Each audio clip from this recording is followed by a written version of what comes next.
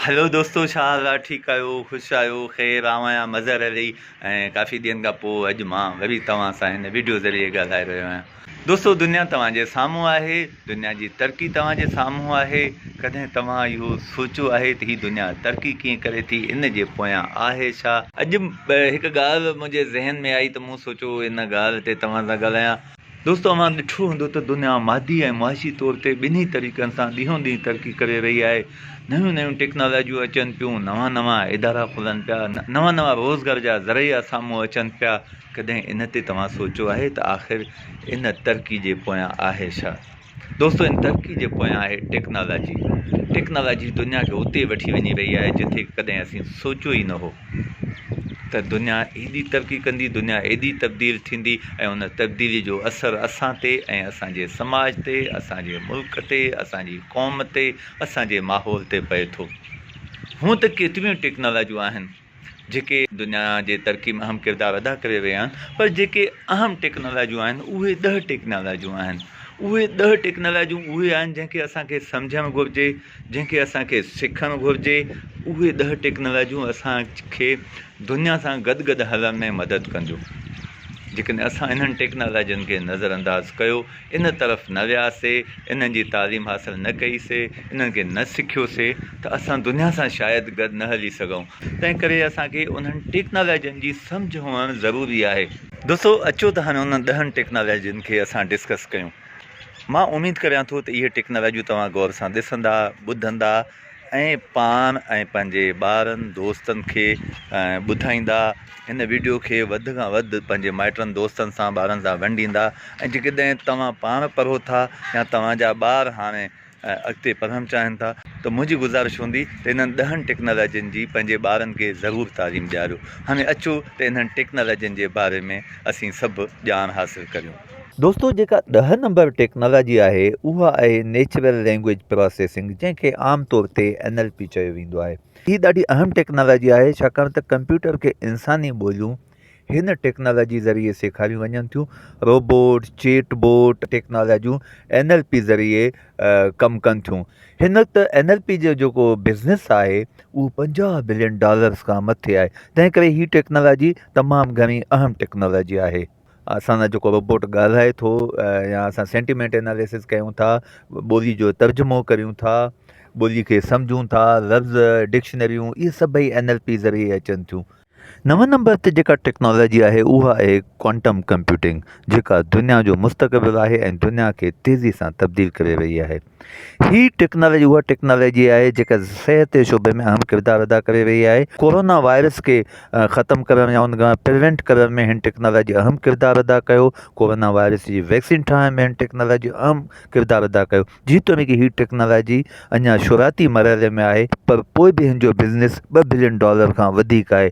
त हीअ टेक्नोलॉजी असांखे सिखणु घुरिजे ऐं हिन टेक्नोलॉजी खे असांखे सम्झणु घुरिजे। नंबर 8 ते जेका टेक्नोलॉजी आहे उहा आहे robotic process automation, commonly called RPA। हिन टेक्नोलॉजी ज़रिए मशीन ख़ुदकार तरीक़नि सां जॉब परफॉर्म कनि थियूं, जंहिंमें ईमेल, बिज़नेस ट्रांज़ेक्शन्स ऐं टेक्स्ट चेकिंग, समराइज़ेशन्स ऐं ॿिया इलाही कम जेको रोबोट तव्हांजी जाइ ते कंदो, माण्हू जी जाइ ते कंदो। उहे तव्हांजे ऑफिस जा कम हुजनि, तव्हांजो बिज़नेस हुजे या तव्हांजा ॿिया कहिड़ा कम या प्रोसेस आहिनि, उहे हिन RPA ज़रिए कमु थींदा। त हिन टेक्नोलॉजी जी जेका मार्केट वर्थ आहे उहा $15 बिलियन खां मथे आहे हिन वक़्तु, ऐं मुस्तक़बिल में इहा अञा वधंदी। दोस्तों, 7 नंबर ते जेका टेक्नोलॉजी आहे उहा आहे एक्सटेंडेड रियलिटी, जेका virtual reality and augmented reality सां गॾु ॿियूं जेके टेक्नोलॉजियूं उन्हनि जो मेलाप आहे। हीअ ॾाढी अहम टेक्नोलॉजी आहे जेका तालीम, वापारु, सिहत ऐं गेमिंग वग़ैरह में अहम किरदारु अदा करे रही आहे ऐं दुनिया खे तरक़ी ॾियारे रही आहे। एक्सटेंडेड रियलिटी जी जेका बिज़नेस वर्थ आहे उहा $150 बिलियन खां वधीक आहे। तंहिं करे दुनिया जी तरक़ी में हिन टेक्नोलॉजी जो अहम किरदारु आहे। केतिरा ई शोबा हिन टेक्नोलॉजी खे इस्तेमालु करे रहिया आहिनि ऐं पंहिंजे इदारनि खे तरक़ी ॾियारे रहिया आहिनि। छह नंबर टेक्नोलॉजी आहे इंटरनेट ऑफ थिंग्स या IoT। IoT हथवादू दाहप या आर्टिफिशियल इंटेलिजेंस बुनियाद ते कमु कंदड़ टेक्नोलॉजी आहे जंहिंमें हार्डवेयर ऐं आर्टिफिशियल इंटेलिजेंस जे एल्गोरिथम खे ॻंढियो वञे थो। IoT मुख़्तलिफ़ शोबनि में पंहिंजो अहम किरदारु अदा करे रही आहे, जंहिंमें home security, health care, businesses, games ऐं ॿिया इलाही शोबा आहिनि जंहिंमें IoT कमु करे रही आहे। हीअ ॾाढी अहम टेक्नोलॉजी आहे जंहिंजे बारे में ॿुधायो थो वञे त 2030 ताईं IoT 3 ट्रिलियन मार्केट बिज़नेस कंदी।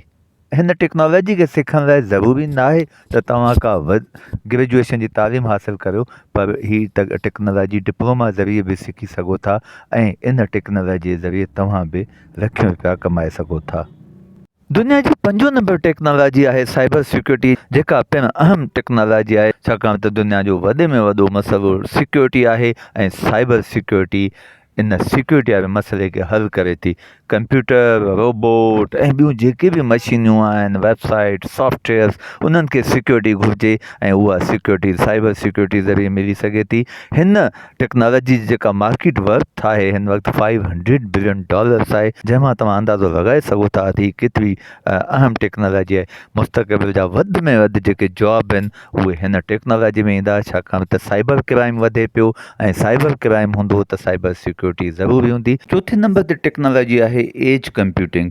एज कंप्यूटिंग लेटेंसी खे रिड्यूस करे थी ऐं ऑप्टिमाइज़ करे थी ऑटोनॉमस सिस्टम खे।